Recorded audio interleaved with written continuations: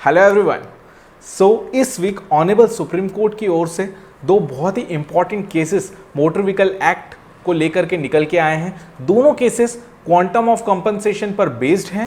इसमें से पहले केस में ऑनरेबल सुप्रीम कोर्ट ने यह हेल्ड किया कि मिनिमम वेजेस के नोटिफिकेशन को सिर्फ उन केसेस में ही कंसिडर किया जाना चाहिए जहां पर कोई भी पॉजिटिव प्रूफ ऑफ एविडेंस ना हो। प्रेजेंट केस में क्लेमेंट्स ने ये अवर्मेंट्स किए थे, ये प्लीड किया था कि डिसीज जो है वो कॉन्ट्रैक्टर के रूप में काम करता है और 25,000 रुपए प्रति माह अर्न करता है। साथ ही साथ डिसीज ने एक लोन भी ले रखा है जिसकी इंस्टॉलमेंट 11,555 रुपए डिसीज हर महीने पे करता था। ट्रिब्यूनल ने फाइनेंशियल स्टेटस ऑफ डिसीज को देखते हुए इनकम 25,000 मानी और उसके आधार पर कंपनसेशन कैलकुलेट किया गया। ऑनरेबल हाईकोर्ट ने कंपनसेशन को यह कहते हुए रिड्यूस किया कि डिसीज ने एक लोन लेकर रखा है, इस आधार पर यह निर्धारित नहीं किया जा सकता कि डिसीज एक्चुअली 25,000 रुपए पर मंथ अर्न करता था। ऑनरेबल सुप्रीम कोर्ट ने हाई कोर्ट के इस व्यू को सेटिस्फाइड किया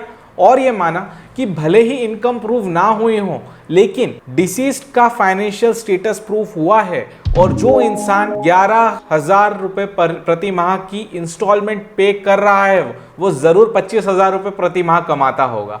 और ये हेल्ड करते हुए ऑनरेबल सुप्रीम कोर्ट ने हाई कोर्ट का फैसला सेटिस्फाइड किया और ट्रायल कोर्ट के फैसले को अपहेल्ड किया। दूसरा केस भी इतना ही इंटरेस्टिंग है और ये भी क्वांटम ऑफ कंपनसेशन पर आधारित है।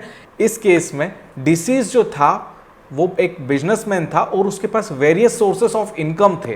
तो ट्रायल कोर्ट ने on the basis of income tax certificate उसकी इनकम जो इनकम टैक्स सर्टिफिकेट में बताई गई थी उस आधार पर इनकम को निर्धारित किया था, जबकि हाई कोर्ट ने इस इनकम को ना मानते हुए मिनिमम वेजेस से इनकम कैलकुलेट कर दी, ये कहते हुए कि जो बिजनेस डिसीज रन करता था वो उसके एलआर्स, उसके लीगल रिप्रेजेंटेटिव या क्लेमेंट्स आज भी रन कर रहे हैं और इसलिए डिसीज की डेथ हो जाने से क्लेमेंट्स को लॉस ऑफ इनकम नहीं हुआ है।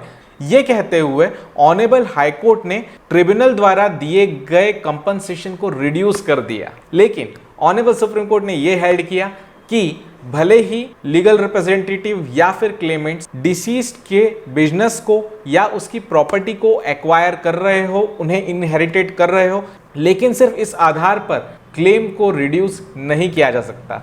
आई होप आपको ये वीडियो पसंद आया होगा। अगर पसंद आया हो तो लाइक शेयर कमेंट जरूर कीजिएगा। Thank you very much.